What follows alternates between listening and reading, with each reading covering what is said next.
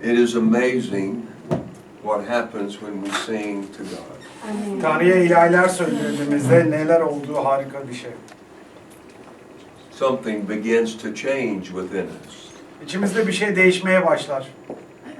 It is true in His presence. Doğru, onun huzurunda. Troubles seem to just melt. Problemler yok olur gider.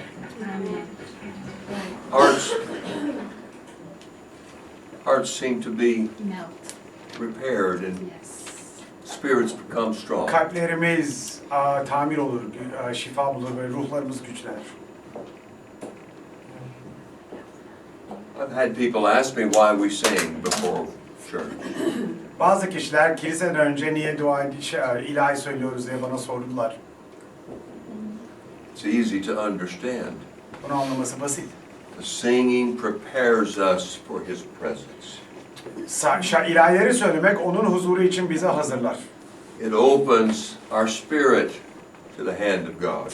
Ruhumuzu Rabbin eline, Tanrı'nın eline dokunmasına doğru açar.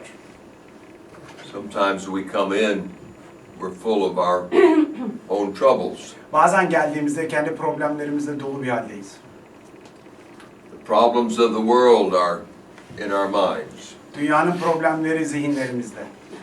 But as we begin to worship Him, Ama ona tapınmaya başladıkça He fills our minds. o bizim zihinlerimizi He doldurur. fills our hearts. Kalplerimizi doldurur. The peace of God washes over us. Ve Tanrı'nın huzuru bizi korur.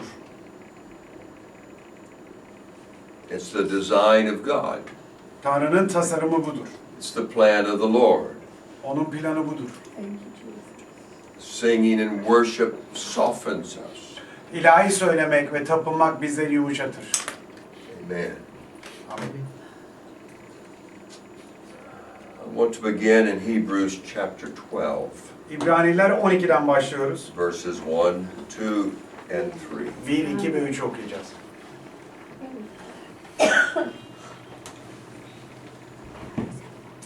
And I thought we had visitors, but it's just been a while.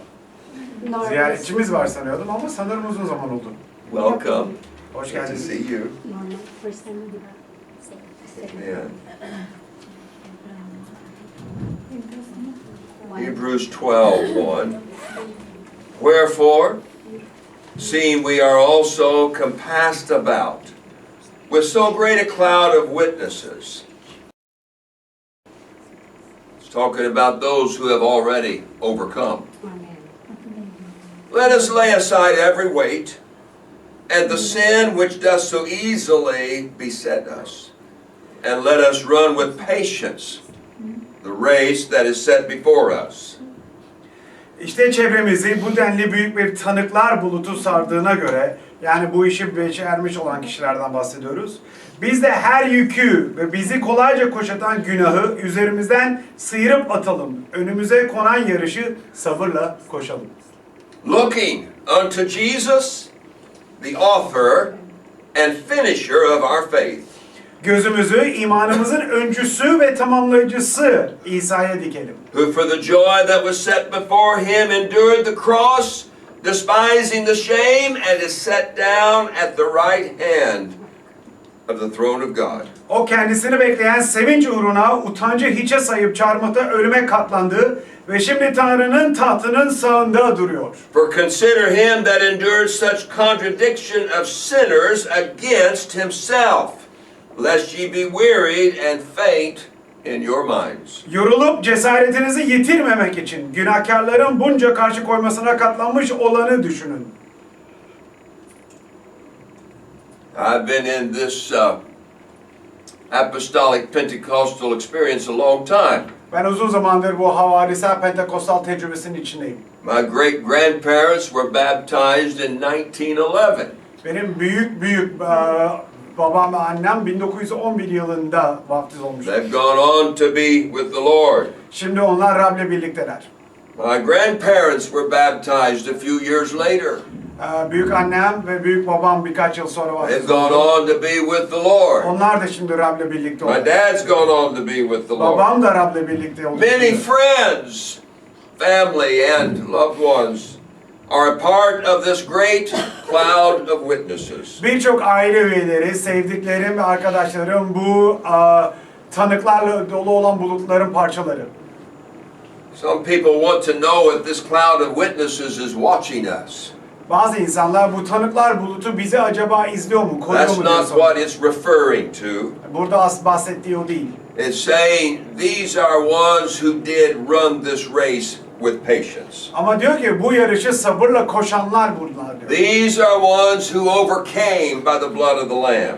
Kuzunun kanı aracılığıyla başaranlar bunlar. These are ones who have already crossed over into the arms of God. Tanrı'nın kollarına geçmiş olan kişilerden bahsediyoruz. It says, let's run with patience. Sabırla koşalım diyor.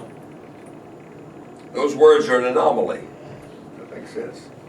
Run and patience are not really words Yani that seem to koşmak ve fit sabır together. birbiriyle birlikte olan kelimeler değildir. Çelişki vardır burada. We're not running a swift race, Biz hızlı bir yarışın içinde değiliz. but we are enduring to the end. Ama sonuna kadar kalmaya çalışıyoruz. We have a goal in sight, Yani ufukta bir amacımız var. and that is the very end of the race. Ve bu da yarışın sonu. You're not going to win this race by running real fast, Çok hızlıca koşarak bu yarışı kazanamazsınız. but you're going to win this race by stumbling, Düşe kalka bu yarışı kazanacaksınız. by falling and getting up, Düşüp kalkarak. by pressing on when it's difficult. Zorken, durumlar zorken kendinizi zorlayarak. You're going to win this race sometimes by walking through knee-deep mud. Bazen dizinize kadar çamurun içinde yürüyerek bu yarışı bitireceksiniz. This race is not to the swift, but to those who endure to the end. Bu yarış çabuk olanlar için değil ama sonuna kadar vazgeçmeden kalanlar için. And we have an example. Ve bizim bir örneğimiz var. We are looking unto Jesus Christ, Biz İsa Mesih'e bakıyoruz. the one who authored this race, Bu yarışın yazarı o. the one who ran this race, Bu yarışı koşan o. the one who for the joy of knowing what was before him continued. Ve ileride ne olacağını bilerek bunun sevinciyle devam eden o. I cannot understand the greatness of his plan. Onun planının harikalığını ben anlayamıyorum. He knew before he ever came in flesh all the difficulties he would endure. Beden olup gelmeden önce başına gelecek bütün zorlukların hepsini o biliyordu. He knew what it was going to cost to redeem my soul. Benim ruhumu geri almanın masrafının ne olacağını biliyordu. In his great knowledge and wisdom, he understood every detail, both small and great. Büyük bilgilisinde ve aklında o her şeyin ufak ve büyük detayını tamamıyla But he anlamıştı. was determined to endure the shame. Ama bu utanca kararla devam etti. He endured rejection. İnsanlardan karşı koyulmaya karşı geldi. He knew there would be great pain and suffering, but he did it for us. Çok büyük bir acıdan geçeceğini bile bile bizim için bunu yaptı. I think the verse explains it. While we were yet sinners, Christ died for the ungodly. Biz hala günahkarken Tanrı günahkarlar için Mesih günahkarlar için öldü ayeti sanırım bunu iyi anlatıyor. We probably say some of the same things in every culture. Her kültürde belki aynı şeyleri tekrarlıyoruz. Said, that guy, O adam. only a mother could love him. Yani sadece bir anne onu sevebilir. Huh? Yeah. Yes. You have that in Turkish? Yes. Your mother loves you. You have that in Farsi? Farsçada var mı böyle bir şey? Yeah. In Phil, yeah. Yes, we have. Uh-huh. We understand that. Biz bunu anlıyoruz. The guy's a jerk. O adam bir salak, He's a troublemaker. problem çıkaran biri. He's always doing the wrong thing. Her zaman yanlış yapan biri. But his mother loves him. Ama anası sever When onu. nobody else loves him, his mother loves him. Başka kimse onu sevmezken annesi sever onu. But there is a love greater than mama. Ama ana sevgisinden daha büyük bir sevgi var. While nobody else could tolerate us. Ve bizi artık başka hiç kimse When tolere no one edemezken, else saw any hope in us. bizde başkaları hiç umut göremediği When zaman nobody else had faith that we could make it. veya başaracağımıza dair imanı olmayanlar Christ olduğunda died for us. Mesih bizler için öldü. And he set a precedent. Ve bu bir standart koydu. A standard, that's good. That's what it comes out. That's what Paul said. Paulus da böyle dedi. He said, follow me while I follow Christ. Paulus, ben Mesih'i takip ederken siz de beni takip edin dedi. Giving, not receiving. Giving is what is blessed. Vermek, yani almak değil, vermek bereketlidir. I don't know what the statistics are in your country. I do know in America. Ülkenizdeki istatistikler ne bilmiyorum ama Amerika'daki şu. Everybody has lottery. Herkesin bir şeyi vardır, milli piyangosu. And you know who is the lottery winner? Piyangonun kimin kazandığını bilirsin. The ones who sponsor the lottery. Ya piyangoya sponsorluk edenler kazanır.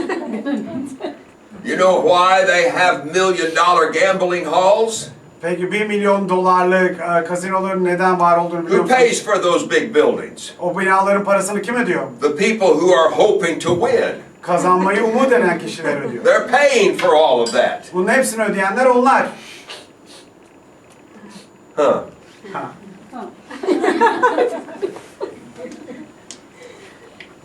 The statistic in America is a person who wins a big lottery, millions of dollars. In a few years, they have nothing. Amerika'daki istatistik şu ki milyonlarca dolar milli piyangoda kazanan kişi birkaç sene sonra hiçbir şeye sahip olmuyor. Her şey It brought kaybediyor. them pain and sorrow. Onlara sadece acı getiriyor. The money brought them problems.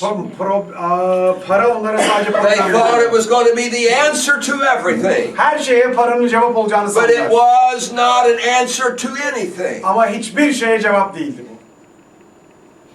Parable in the Bible about the prodigal son. Geri dönen çocukla ilgili olan benzetme, oğlanla ilgili olan benzetme. He said, Dad, give me my inheritance. Babasına demiş ki baba benim mirasımı ver. And he took the money and went out. Parayı alıp çıktı gitti. And as long as he had money, he had friends. Parası varken arkadaşları da vardı. But when the money was gone, his friends were gone. Ama parası bittiğinde arkadaşları da gitti. There are things in this life that the flesh says are going to be worth the effort. Bedenimizin bu yaptıklarımıza değecek dediği bazı şeyler var bu dünyada. But I want to tell you today, there's only one thing worth the effort. Ama yaptığımıza değecek tek bir şey var, onu That söyleyeceğim is size. someday to see Jesus. O bir gün İsa'yı görebilmek. You see, he walked this life.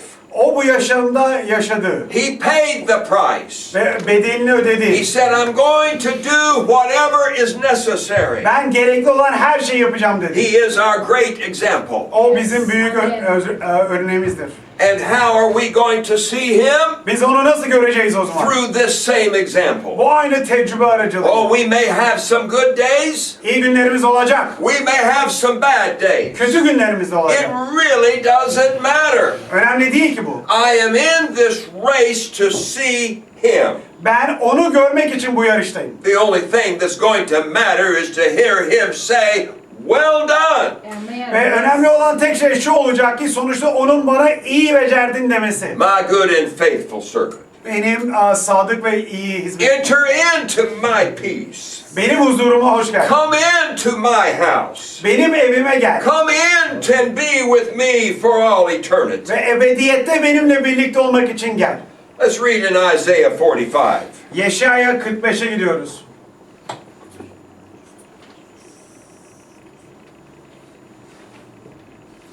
A couple of weeks ago, we talked about Jehovah becoming Jesus, our salvation. Birkaç hafta önce Yahova'nın İsa bizim kurtuluşumuz olması hakkında konuştuk. We talked about Jesus becoming the great I am. İsa'nın büyük ben olması hakkında konuştuk. I want to show you something else in Isaiah 45:21. Yeşaya 45:21'de size farklı bir şey göstereceğim. Jehovah says, tell ye, bring them near, let them take counsel together. Who hath declared this from the beginning of time? Who hath told it from that time? Have I not the Lord said, there is no God else beside me, a just God and Savior. There is none beside me. Look unto me and be saved, all the ends of the earth, for I am God and there is none else. Konuşun, davanızı sunun, birbirinize danışın. Bunları çok önceden duyurup bildiren kim? Ben Rab, bildirmedim mi? Benden başka Tanrı yok. Adil Tanrı ve kurtarıcı benim. Yok benden başkası. Ey dünyanın dört bucağındakiler, bana dönün kurtulursunuz. Çünkü Tanrı benim, başkası yok. I swore by myself. The word has gone out of my mouth in righteousness and shall not return. And here's what he said. Unto me every knee shall bow, and every tongue shall swear. Kendi üzerime ant içtim. Ağzımdan çıkan söz doğrudur ve boşa çıkmaz. Sonra da şöyle diyor. Her diz önümde çökecek, her dil bana ant içecek. God, Jehovah, in the Old Testament told us these things he was going to do. Tanrı Yahova eski anlaşmada bize yapacağı şeyleri söyledi işte. Let's read in Philippians 2. Şimdi Filipliler 2'ye gidiyoruz. Chapter 2, verses 5 through 11. 2, 5 ile 11 arası. He told us in the Old Testament what he was going to do, and in the New Testament he showed us how he did it. Eski anlaşmada bize ne yapacağını söyledi ve yeni anlaşmada nasıl yaptığını gösterdi. Amen. He says, let this mind be in you, which was also in Christ Jesus, who being the form of God, thought it not robbery to be equal with God. Mesih İsa'daki düşünce sizde olsun. Mesih Tanrı özüne sahip olduğu halde Tanrı'ya eşitliği sımsıkı sarılacak bir hak saymadı. But made himself of no reputation and took upon him the form of a servant and was made unto the likeness of man. And being found in the fashion as a man, he humbled himself and became obedient unto death, even the death on the cross. Ama kul özünü alıp insan benzeyişinde doğarak ululuğunu bir yana bıraktı. İnsan biçimine bürünmüş olarak ölüme, çarmıha üzerinde ölüme bile boyun eğip kendini alçalttı. Wherefore, God has highly exalted him and given him a name which is above every name. Ve bunun için de Tanrı onu pek çok yükseltti ve ona her adın üstünde olan adı bağışladı. And listen, that at the name of Jesus every knee should bow, of things in heaven and things in earth and things under the earth, and every tongue should confess that Jesus Christ is Lord, to the glory of God the Father.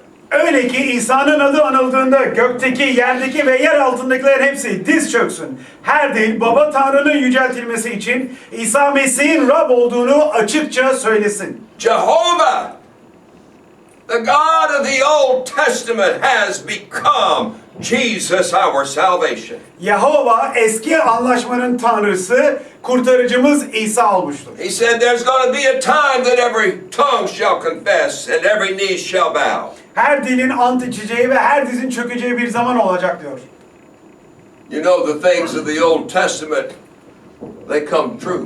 Eski anlaşmadaki şeyleri biliyorsunuz ki daha sonra gerçek oluyorlar. I read in National Geographic many years ago a statement. National Geographic'te bir makale okumuştum.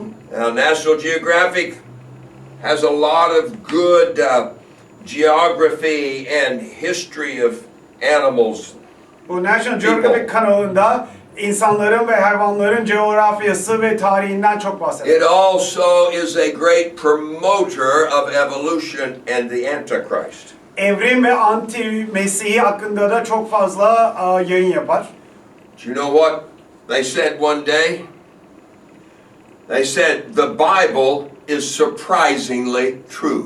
Ama bir gün ne dediler biliyor musunuz? Kutsal kitap sürprizce olsa bile gerçek. Amazing. Harikulade.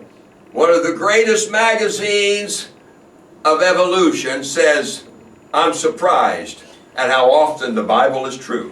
Yani evrimi destekleyen en büyük dergilerden birisi bile kutsal kitabın ne kadar doğru olduğuna ben şaşırdım dedi. Oh, when we see him in his beauty. Biz onu güzelliğiyle When görünce, we see the glory of God shining in the face of Jesus. Tanrı'nın görkeminin İsa Mesih'in yüzünde parlaklığını When görünce God reveals his great love and peace to us in a way that we can fully comprehend. bizim tamamıyla anlayabileceğimiz bir şekilde Tanrı merhametini ve güzelliğini bize gösterdiğinde, Even the worst one among us. hatta aramızdaki en kötü When kişi we bile, see him in all of his greatness, we will want to bow and worship him. onu bütün yüceliğiyle gördüğümüz zaman biz eğilip ona tapınmak isteyeceğiz. This is not a religion of force. Bu kuvvetle, zorla olan bir din değil. You know, Din, din. how can a religion say it's a religion of peace when it forces you to obey? Peki bir din nasıl huzur dini diyebilir ki size, barış dini, eğer sizi bir şey yapmaya zorluyorsa? Read a story about a communist family. Komünist bir aile hakkında bir hikaye okudum. They were raising their small child and teaching them all about the greatness of their atheistic society. Küçük çocuklarını büyütürken ateistik topluluklarının hakkında ona öğretiyorlardı. They were praising the Politburo, the government. Devletlerine övüyorlardı. They were talking about how great it is to be a communist. Komünist olmanın ne kadar güzel hakkında konuşuyorlardı. And then one of them said, "Who has the toilet paper? I need to go to the bathroom." Birisi dedi ki tuvalet kağıdı kimde, ben tuvalete gideceğim. And the child says, Çocuk şöyle dedi.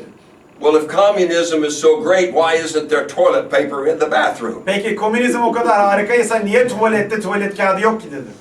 Out of the mouth of children, Bir çocuğun ağzından çıkar. sometimes truth arrives. Bir çocuğun ağzından bazen gerçekler çıkar. There is a great one. Yüce olan biri var. There is something that is wonderful. Harika olan bir şey There var. is something worth striving for. Yani uğraşmaya değecek bir şey var. There is something worth giving up other things for. Başka şeylerden vazgeçmeye değecek bir şey var. There is a love that is above every other love. Diğer sevgilerin üstünde olan bir sevgi var. There is a peace that cannot be purchased. Satın alınamayacak bir huzur var. There is a beauty that no one has ever seen. Hiç kimsenin görmediği bir güzellik var. There is something wonderful and awesome and I want to see him. Harika ve mükemmel olan bir şey var ve ben onu görmek istiyorum. I already know that I want to bow before him. Onun önünde eğilmek istediğimi ben zaten I biliyorum. already know that I want to confess that he is Lord of Lords. Onun Rablerin Rabbi olduğunu itiraf etmek istediğimi ben biliyorum. Hallelujah. Haleluya. Amen. 1 John 3. 1. Yuhanna 3. Beginning in verse 1. Birden başlıyoruz. One of my favorite verses. Benim en favori ayelerimden biri. It says, Behold, what manner of love the Father hath bestowed upon us, that we should be called the sons of God. Therefore the world knoweth us not, because it did not know him. Bakın, baba bizi o kadar çok seviyor ki bize Tanrı'nın çocukları deniyor. Gerçekten de öyleyiz. Dünya babayı tanımadığı için bizi de tanımıyor. Beloved, now are we the children of God? It doth not yet appear what we shall be like. But we know this, when he shall appear, we shall be like him, for we shall see him as he is. Sevgili kardeşlerim, My, my. daha şimdiden Tanrı'nın çocuklarıyız. Ama ne olacağımız henüz bize gösterilmedi. Ancak Mesih göründüğü zaman ona benzer olacağımızı biliyoruz. Çünkü onu olduğu gibi göreceğiz. In that day, I'm going to see him in all of his beauty and glory. Ve o günde ben onu bütün görkemiyle göreceğim. There's going to come a day Bir gün gelecek, that I'm going to not just think about him. ben sadece onun hakkında düşünmeyeceğim. I'm no longer just going to hope for him. Onu sadece umut etmeyeceğim. I'm no longer just going to look for him. Sadece onu aramayacağım. But a day is coming when I'm actually going to see him. Ama öyle bir gün geliyor ki ben artık onu göreceğim. And when I do, Ve bu it's olduğunda going to completely change me. beni tamamıyla değiştirecek. It's going to change this mortal body to an immortal body. Bu ölümcül bedeni ölümsüz bir bedene çevirecek. Oh, just seeing him is going to change this body. Sadece onu görmek bu bedeni Just değiştirecek. being in his presence is going to renew everything that I am. Sadece onun huzurunda olmak benim hakkımdaki her Just şeyi being yenileyecek. close to him is going to completely regenerate my body. Ona yakın olmak sadece benim bütün bedenimi tamamen yenileyecek. He's greater than the noonday sun. Yes. Öğlen güneşinden daha büyüktür o. He's greater than the stars in the sky. Gökyüzündeki yıldızlardan da büyüktür o. He is more beautiful than anything this earth has ever seen. Bu dünyadakilerin gördüklerinden daha güzel He o. has more passion than all of us together. Hepimizin toplamımızdan daha fazla onun. He is the great I am. O büyük He is yüce the ben. Prince of Peace. He is the mighty Prenslerin God. prensi, yüce Tanrı. He is wonderful. O harika. His name is Jesus. Onun adı İsa. He is my Savior. O benim kurtarıcım. Someday I'm going to see him. Ve bir gün ben onu göreceğim. I'm going to see him in his beauty and glory. Onu görkemi ve güzelliğiyle göreceğim. Hallelujah. Hallelujah. Hallelujah. Hallelujah. Every man that hath this hope in him purify himself even as he is pure. Mesih'te bu umuda sahip olan Mesih pak olduğu gibi kendini pak kılar. Amen.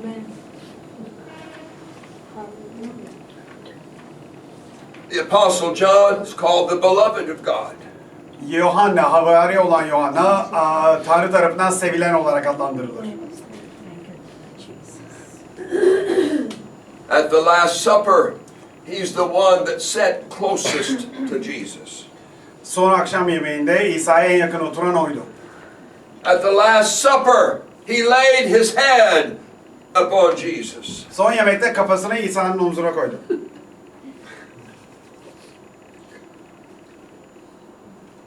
Many times he's called the beloved. Çoğu zaman sevilen olarak adlandırıldı. There were 12 original apostles, disciples. 12 havari vardı orijinal olarak. 11 of them died terrible death. 11 tanesi korkunç bir şekilde öldü. John lived to be over 100 years old. Ama Yohanna 100 yaşı geçti. He died a peaceful death of an old man. Ve yaşlı bir insan olarak huzurlu bir şekilde vefat etti. John the beloved. Sevilen Yohanna. You hear me? Yes. Duyuyor musunuz beni? Amen. John the beloved. Sevilen Yohanna. All the disciples were different. Bütün havariler farklıydı. You know, all 12 were in the boat.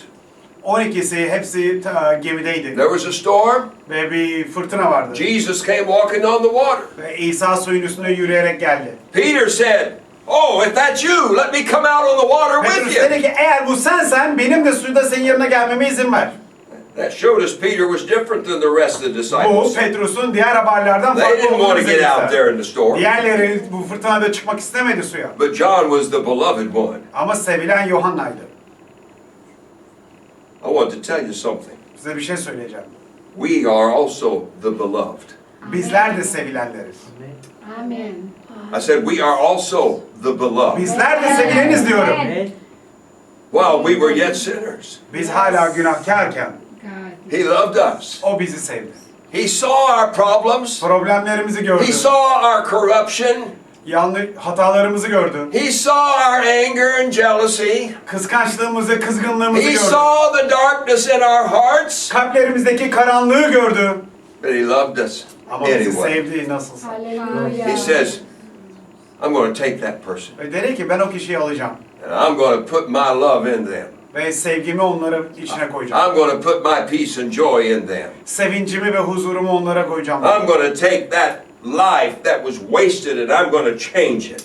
O işe yaramayan yaşamı onlardan alıp değiştireceğim dedi. Oh, if he does that to us in this world, Eğer bu dünyada bunu bizler için what's yaparsa, it going to be like when we actually see him? biz onu gördüğümüzde gerçekten o zaman başka ne olacak? It says, no eye hath seen, Çünkü hiçbir göz görmedi, no ear hath heard, hiçbir kulak duymadı, not even in the greatest mind has the thought entered in en büyük zekada bile bu düşünce of gelmedi. the things that he has prepared for us. Bizler için hazırladığı şeylerden bahsediyoruz. That city's going to be amazing. Bu şehir mükemmel olacak. It's going to be so much greater than anything on this earth. Bu dünyadakiler her şeyden çok daha büyük olacak. I read about Bill Gates' house several years ago. Birkaç yıl önce Bill Gates'in evi hakkında okudum. You know, he's the computer genius. İşte bilgisayar dahisi o. So his house is computer run. Onun evi de bilgisayarlarla çalışıyor. When Bill Gates walks into the room, Bill Gates odasına girdiğinde the program knows what he likes. program onun neyi beğendiğini biliyor. The lights come on, Işıklar the otomatik shades geliyor. go down, Pencere, The music panjurlar comes iniyor, on. müzik başlıyor. the heat temperature is just the way he likes it. Isı derecesi tam onun istediği gibi. Huh. That'd be all right, wouldn't it? İyi bir şey olmaz mı bu? But, you know, that's just some mortal man.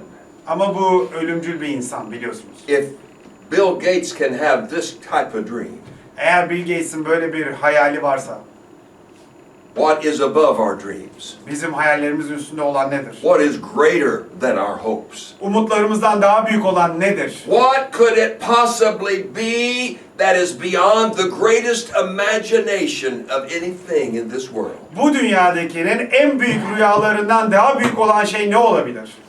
It's called the City of God. Buna Tanrı'nın şehri denir. Gates of pearl, İnciden kapılar, streets of gold, altından yollar, a crystal sea, kristalden bir deniz, a tree of life, yaşam ağacı and one who sits upon the throne. ve tahta oturan bir kişi.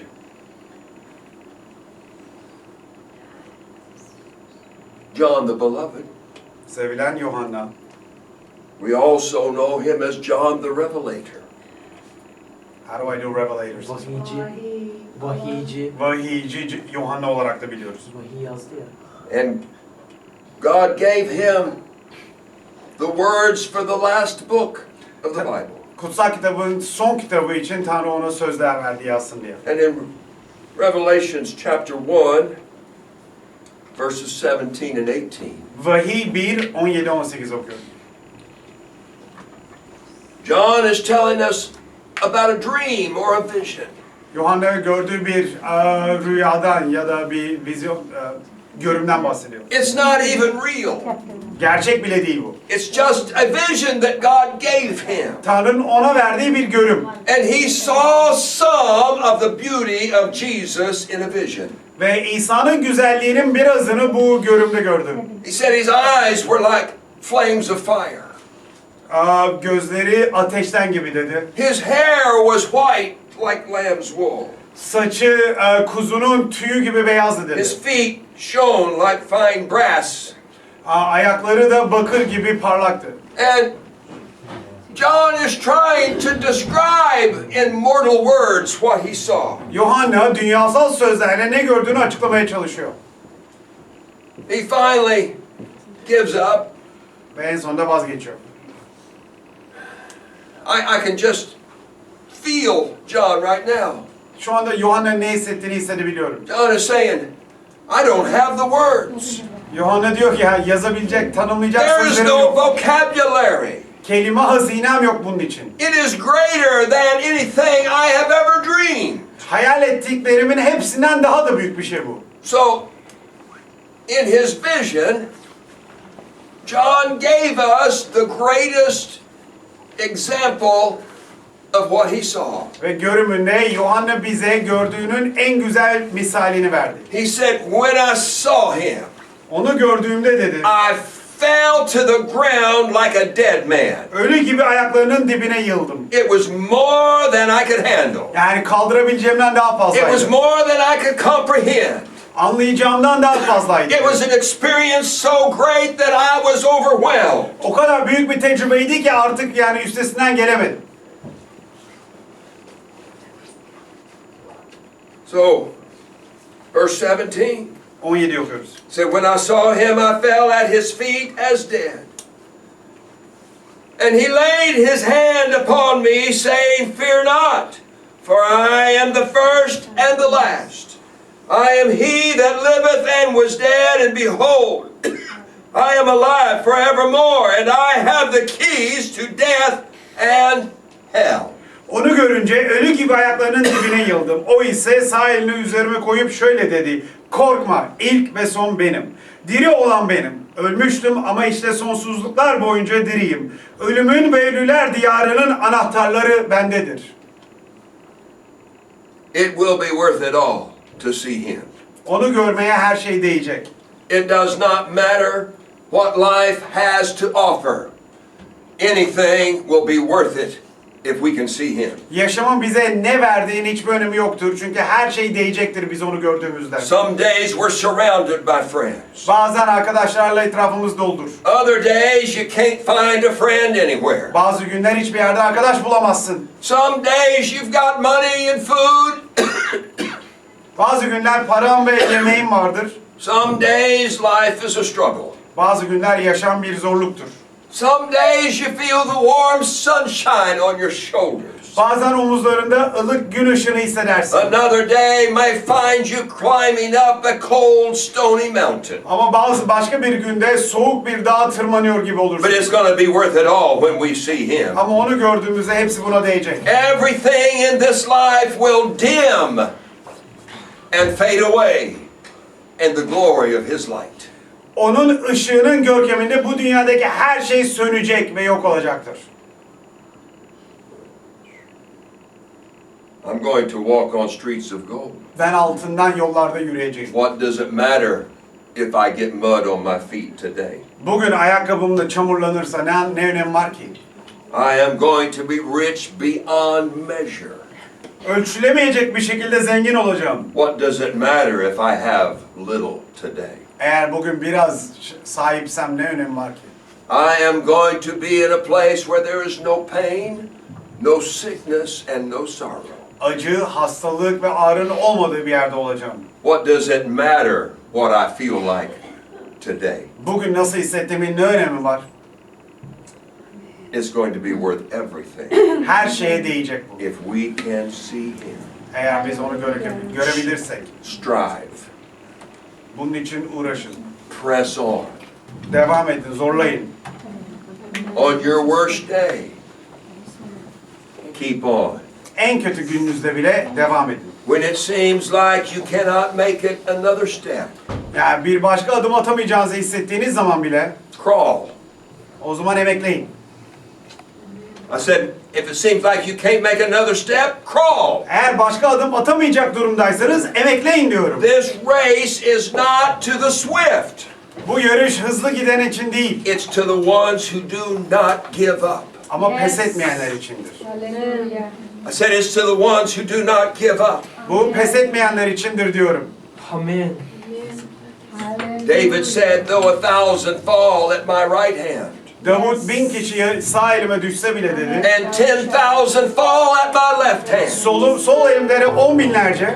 I still put my trust in God. Ben hala güvenimi Tanrı'da tutarım. I'm going to press on. Ben devam edeceğim. You know, David, we know a lot of wonderful things about him. Davut hakkında birçok harika şeyler biliyoruz. He did so many great things, we have a tendency to forget his many failures. O kadar çok güzel şey yaptı ki onun başarısızlıklarını unutuyoruz hatta.